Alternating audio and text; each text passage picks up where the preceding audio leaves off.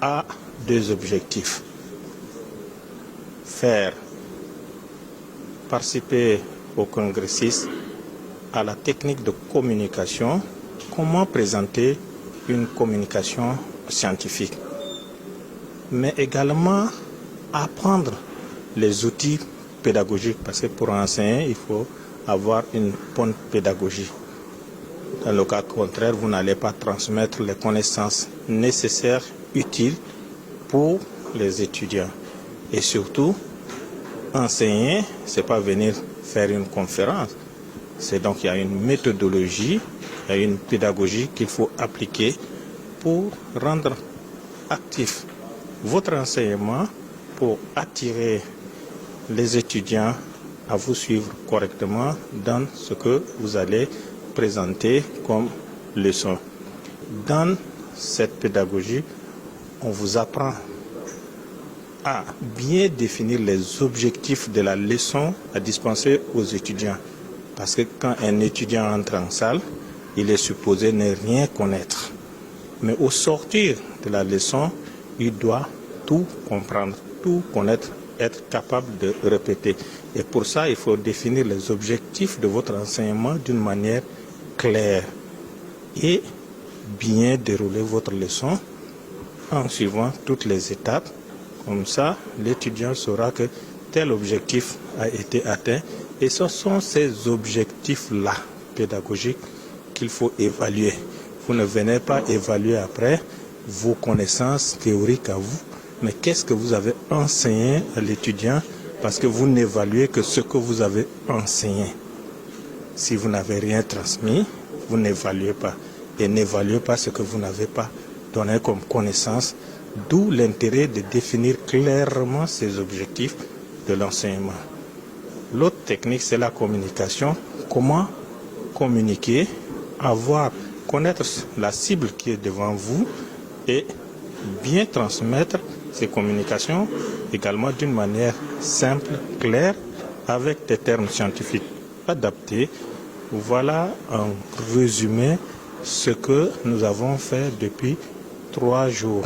Il reste un autre volet, c'est amener l'étudiant à répéter la leçon également devant ses maîtres.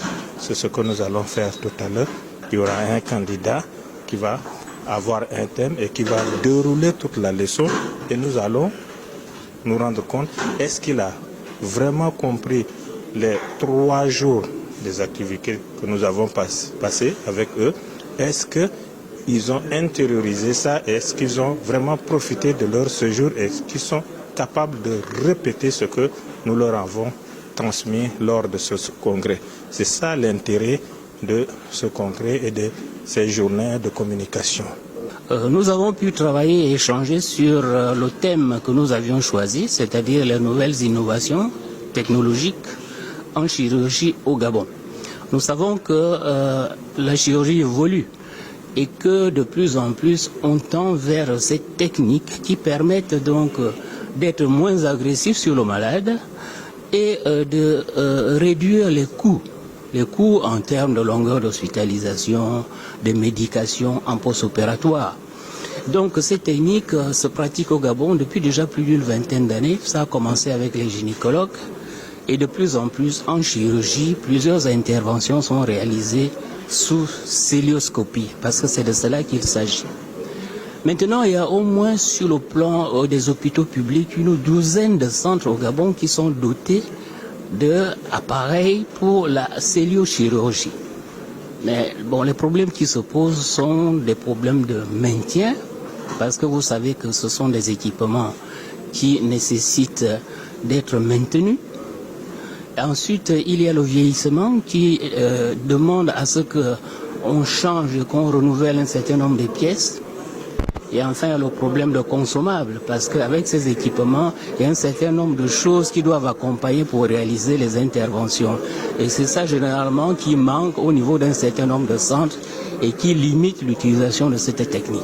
Nous sommes satisfaits de notre congrès parce que nous avons pu débattre d'un certain nombre de problèmes qui se posent dans notre pratique.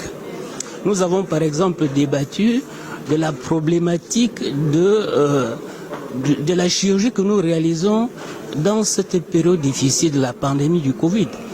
Donc vous imaginez que le personnel médical paye un lourd tribut parce que les médecins et les infirmiers, en tout cas tout ce qui est personnel médical, est particulièrement exposé à la contamination parce que tout le monde vient à l'hôpital. Nous ne savons pas parmi les patients que nous consultons, parmi ceux que nous hospitalisons, ils ne viennent pas avec des tests PCR. Donc nous avons discuté pour savoir comment est-ce que nous pouvons faire pour mettre en place des protocoles qui permettent un minimum de protection du personnel médical en nous permettant de ne pas arrêter l'activité et de continuer de prendre en charge les patients. Donc au terme du congrès, tous les rapports seront compilés et discutés par le comité scientifique qui sortira un rapport définitif qui va donc faire ressortir les problèmes que nous avons identifiés et les débuts de solutions que nous pouvons proposer. Et bien entendu, ce rapport sera adressé non seulement à la direction générale de notre établissement ou des autres établissements hospitaliers, puisque la SOGACHI concerne tous les établissements, mais aussi à la tutelle, c'est-à-dire au niveau du ministère de la Santé.